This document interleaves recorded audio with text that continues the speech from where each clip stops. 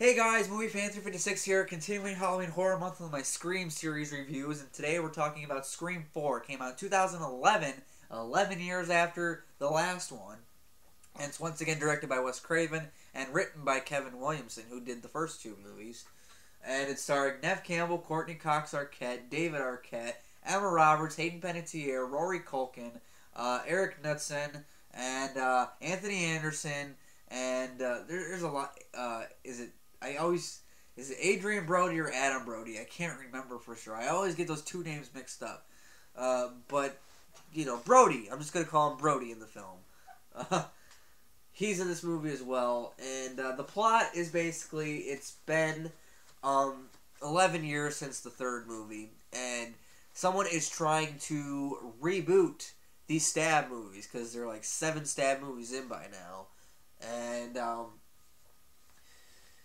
so someone's trying to reboot it, going after these new group of teens, which are included of Rory Culkin, Eric Knudsen, Hayden Panettiere, Emma Roberts. It's just, yeah, that's basically the plot of the movie. And, yeah, that's the plot. It doesn't go too much deeper than that. Now, what I think of Scream 4 is, I like it.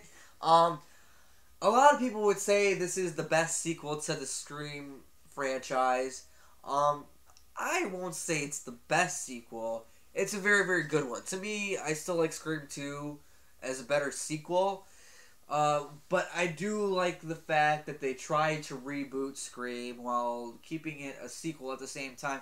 Kind of like what X-Men Days of Future Past did, you know? It kind of felt like a little bit of a reboot, but at the same time, another sequel as well. You guys know what I mean? I like when movies I like when movies attempt to do that. It all depends on how well it turns out.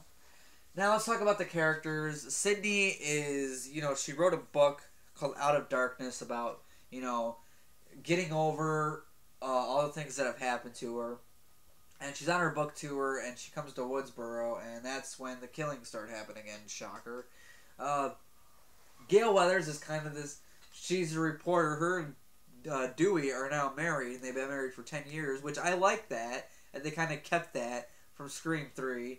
I like the fact that, it's kind of a real life interpretation of how their relationship was during these movies. First one was when they met. Second one, they were having problems.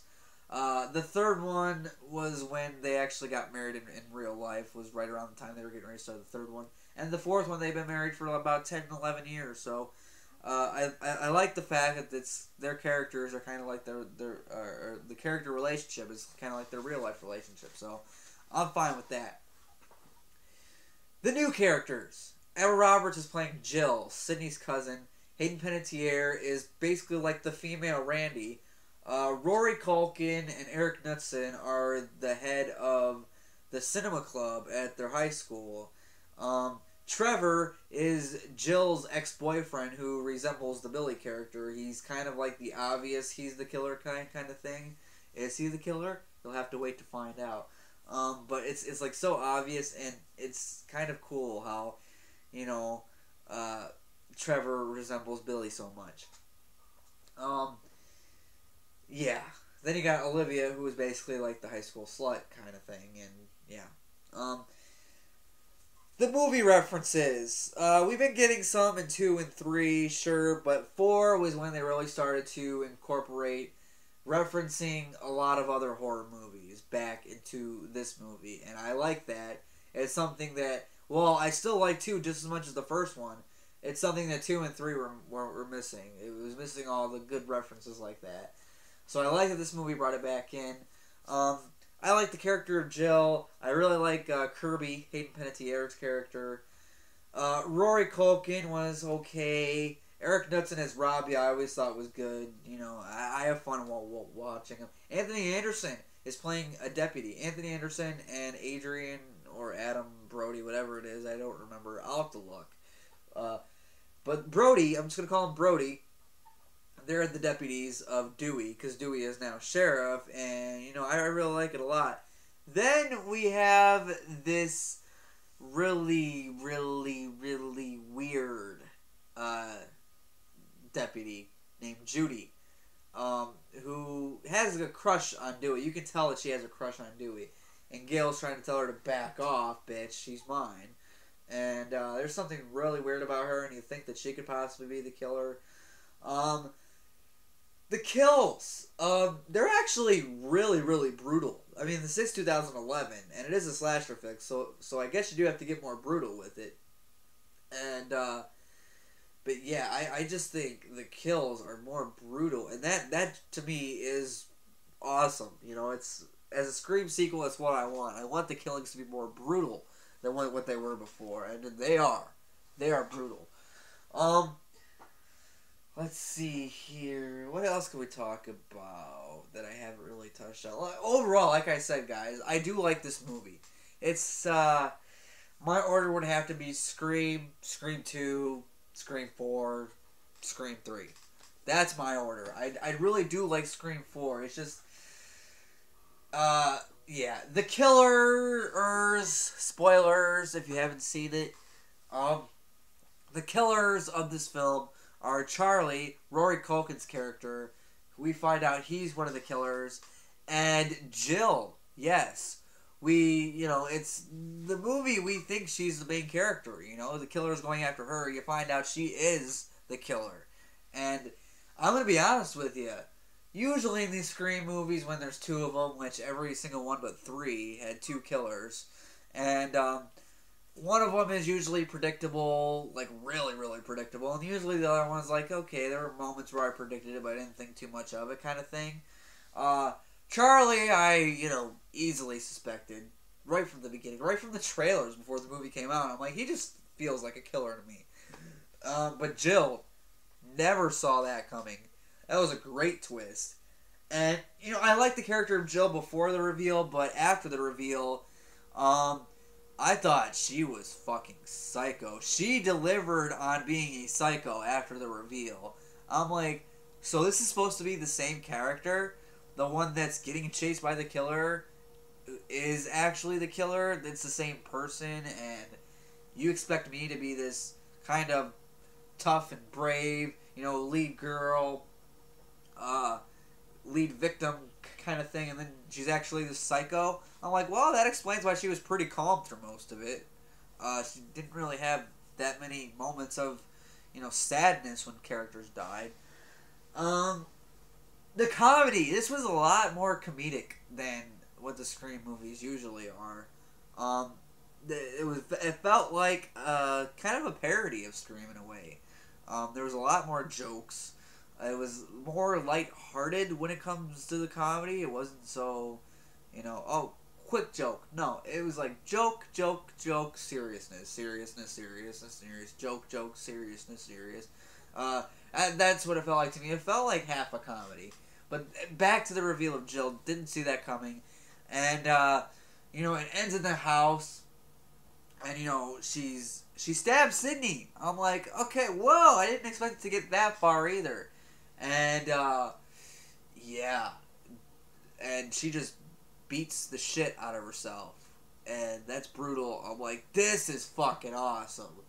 Probably the best, at least in my opinion, the best reveal to a killer in the Scream franchise, in my opinion. And it's hard to top that Billy Stu, when they're stabbing each other in the kitchen kind of thing, which they do recreate in this film. They try to recreate a few things, because it is the remake, the reboot. And I like that the remake was kind of the theme in this movie. I like that. It touched up on modern day, issues in movies.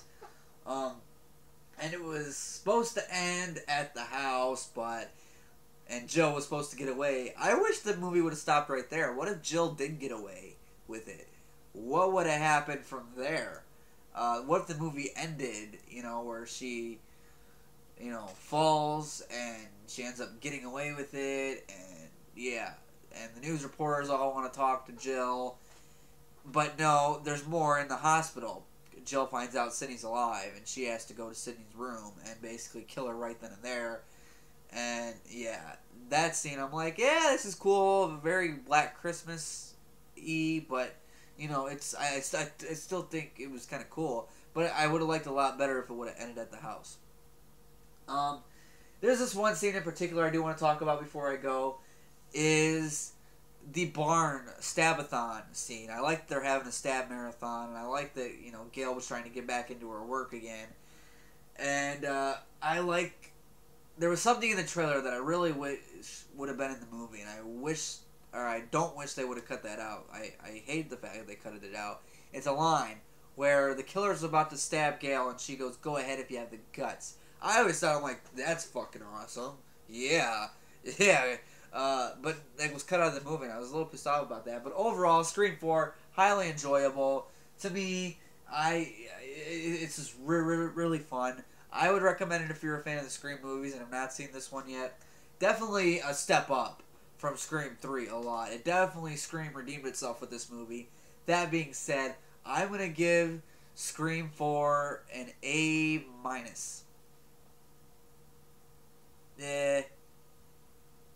I'll give it. I'm gonna give it an A-. I'm gonna stick with that. So yeah, that's all I can say for today. And like I said when I ended my last series of reviews, if you guys can guess the next movie or the next series that I'm going to be reviewing for Halloween Horror Month, if you guys can guess it, down in the comment box below. If you guys guess properly before the next review, or reviews, if it's a series or a movie, just a standalone movie or an actual series, if you guys can guess what the next review is going to be, I will accept either answers. Like, if it's a standalone movie, obviously I'm just going to accept that answer. But if it's a series, you can either say the first one or the blah blah blah series. I will accept those. If you guys guess it, right down below, you will get a shout out from me in the next video, in the next review. So guys, that's all I can say for today. I'll see you guys in the next video.